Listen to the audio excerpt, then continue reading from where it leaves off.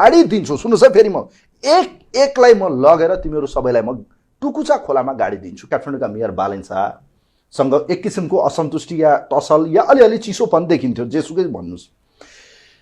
उहाँले लेख्दै पनि आउनु भएको थियो। यसको एउटा प्रक्रिया अन्तर्गत उहाँले हिजो पनि साँझ के लेख्नुभयो भने 3 महिना भयो मलाई कर्मचारी नदिने, अब तिमी जे तन्त्रहरू ल्याउँछौ जे गर्छौ गर, यदि मेरो कर्मचारीहरूले तलब खान पाएन भने तिमीहरूलाई एकलाई म टुकुचामा लगेर गाडी दिन्छु भन्नुभयो। के गाडी दिन्छु? सुन्नुहोस् है, फेरि म एकलाई म लगेर तिमीहरू सबैलाई म टुकुचा खोलामा गाडी दिन्छु। के हो सर यो?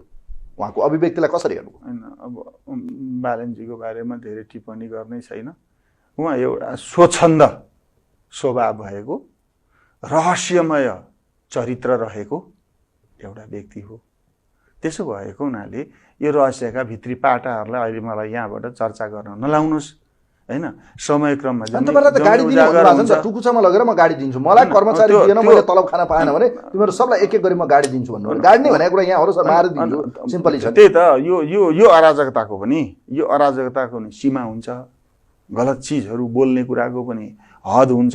त्यसो भएको हुनाले अब अहिले उहाँले जे चिजलाई आफ्नो अभिव्यक्तिमा ल्याइरहनु भएको छ, गलत कुराहरू नगर्नुहोस्, बेढङ्गका कुराहरू अगाडि नबढाउनुहोस्। तपाईँ अहिले महानगरको नेतृत्वमा हुनुहुन्छ, जिम्मेवारीपूर्ण ढङ्गले आफ्ना काममा तपाईँ क्रियाशील भएर लाग्नुहोस्। बस यति नै हो अहिले हामीले भन्ने कुरा।